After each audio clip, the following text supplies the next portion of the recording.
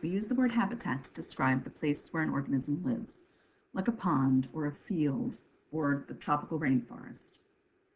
The job that they do in that habitat is called its niche.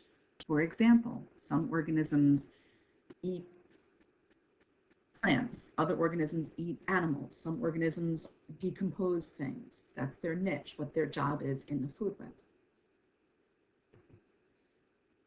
It's all based upon where they get their energy. There are three different groups of organisms based upon how they get their energy. Producers are organisms that get their energy from the sun, and they do photosynthesis. I'm sure you know that producers are plants. Consumers are organisms that eat other things. Sometimes they eat plants, sometimes they eat animals. And the third group of organisms are decomposers. Decomposers are things that get their energy from breaking down dead things.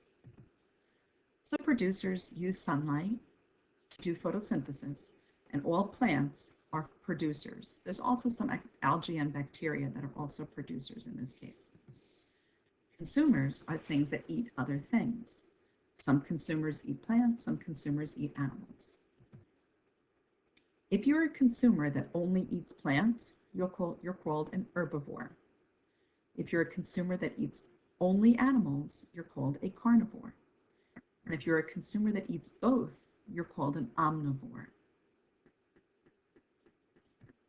If you're a consumer that doesn't hunt, but instead finds dead things and eats them, you're called a scavenger. And a decomposer is something that recycles dead bodies and returns nutrients to the soil. Bacteria and fungi are the two decomposers that we're going to talk about. Another name for these jobs or niches is what level producer or consumer they are. So all producers are primary producers. They produce their own food. All plants are primary producers. If you are an herbivore, or if you're serving as an omnivore that's eating a plant, you're called a primary consumer. So when a cow eats grass, it's a primary consumer. Another name for that is an herbivore. If you're an animal that's eating a primary consumer, you're a secondary consumer. In this food chain over here, the shrew is the secondary consumer because it's eating the primary consumer, which in this case is a grasshopper. If you're a consumer that's eating a secondary consumer, then you're called a tertiary consumer. That means third. And if you're a fourth consumer, or if you're eating a tertiary consumer, then you're called a quaternary consumer, which means fourth. The food chain shows how energy in food flows from one organism to another. And please notice that the arrow is always pointing toward the thing that's doing the eating.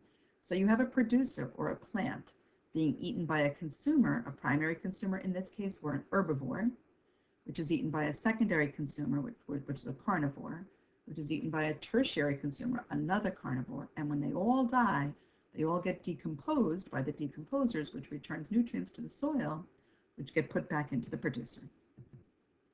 This is another example of a food chain.